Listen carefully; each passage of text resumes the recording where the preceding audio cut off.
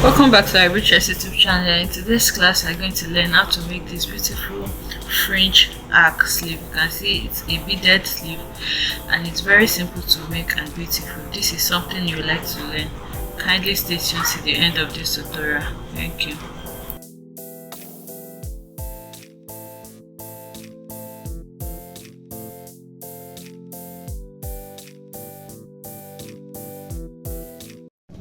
Okay, so to make this, I'm going to be working with this onion satin fabric, and this time I'm going to be working with this plastic bone. You can also work with a regular bone, which is sewable. I don't have that right now, so I'm going to be teaching us how you can work with this with your plastic bone as well.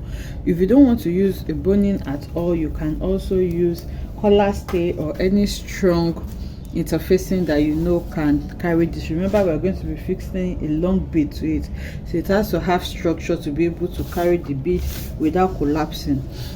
So you can actually draft this directly on your fabric. Because I want this to show very well, I'm using this white paper, and then I'm going to be repeating whatever I do here on my fabric. So the first thing you need to do is to put your fabric on fold. If you're using paper, you can just use one and then you put it on fold when you want to transfer it to your fabric. But ideally, when you're using your fabric has to be on fold like this. So after putting your fabric on fold, the next measurement you will need is your armhole measurement, where you want this sleeve to. It's like a cap sleeve, so it doesn't really go around the armhole. So for me, I think around 6 inches is fine for me. It can be more, it can be less. You can just put it at the midpoint of your armhole as well. So I have 6 inches here, and then to create that armhole curve that we normally our armhole is not this straight, it's curvy. So to create the armhole curve, I'm just going to mark around 2 inches from the shoulder. That's the starting point, that's the fold point. Remember, this is going to be our shoulder, and then it just comes downwards like this. So here I'm marking the 2 inches, and then I'm going to take my curved ruler, okay, using this pattern master. It's slightly curved, and then I'm going to use it to connect my measurements just like this. So curving it is going to slightly increase the measurement from the 6 inches that I have, which is fine because I still need my seam allowance as well. So you can see I have about 6.5 inches here, which is okay for me. If you need more, then you need to increase your length measurement. So this is my armhole curve, this is my shoulder point, which is the fold point, and this is how it comes. So it can be longer than this, can be shorter than this, depending on what you want exactly. So here the next thing is to measure my sleeve length. So it's a pointed sleeve, it's high on the shoulder area, and then just a pass towards the hem, just like this. So that's totally up to you how high you want yours to be. So including allowance, I think around 6 to 7 inches is fine for me, so I'll just leave it at 6.5 inches, which is this. And then again with my ruler, I'm going to connect from here to the hem. That's where my sleeve length stops. Okay, so now from there I'm connecting like this, and that is all I need. So this is my shoulder, okay, which is, you can see that that's the highest point, and then it just connects like this, and this is my armhole. So that is all the measurement you need to take for this.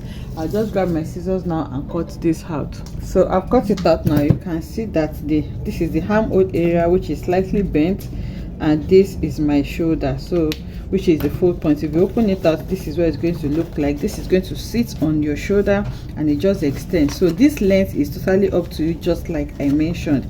If you want it longer, you increase the length, and if you want it shorter, you reduce the length. And then the way you shape this also is dependent on you. If you want it to be wider around here, you just need to shape it out more. So this is totally up to you. So I'll go ahead now and cut this on my main fabric. I'm cutting 2 of this, one for lining and one for main fabric, and then I'm going to go ahead and add interfacing to this.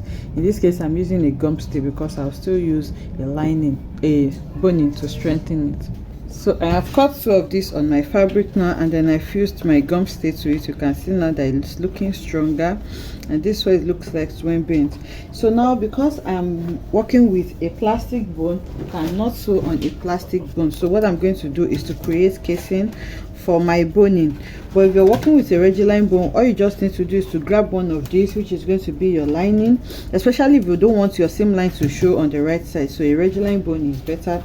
So I think I have a tutorial on that, you can check it out. So what you just need to do is to place the bone along the edges like this, and then you sew on it. Okay, so you sew on it, you do this for this first side, you break it here, and then you do the same thing for the other side as well. So that's how you're going to fix bone into it if it's a regular bone. But because this is a plastic bone, I'm just going to put the right side of the lining against the right side of the main fabric, and then I'll go ahead and sew the hem. So after sewing the hem, I'm going to turn it and then create my casing.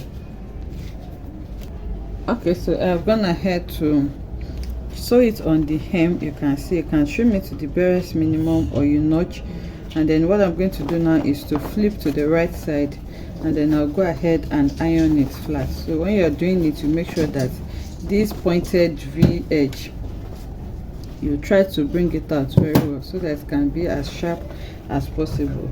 So this is what we have now. I'm going to iron it so that it becomes flat, and then I'll just pick my bone, and then I'm going to use that to measure the casing that I will need for this.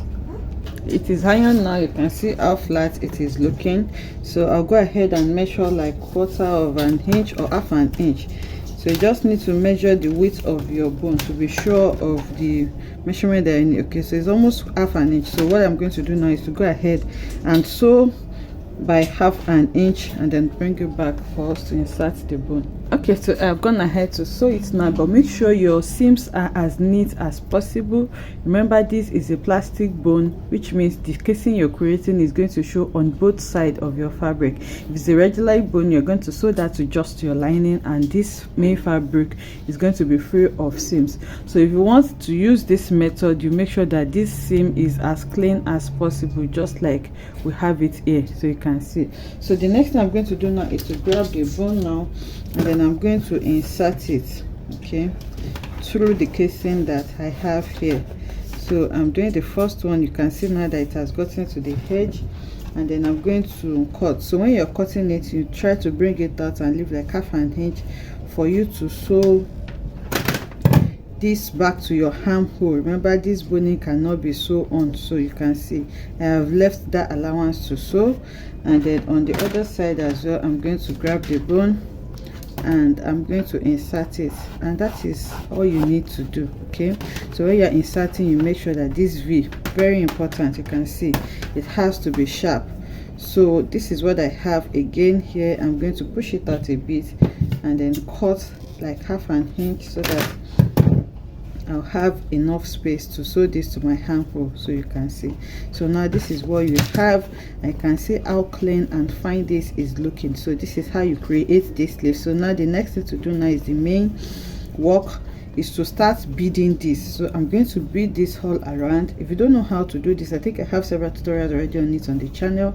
I'm going to drop the link to how I did this particular one down in the comment section down below. I don't want this to be too long, so I'll just leave this here now, and then I'm going to bead it and bring it back to show us what it looks like.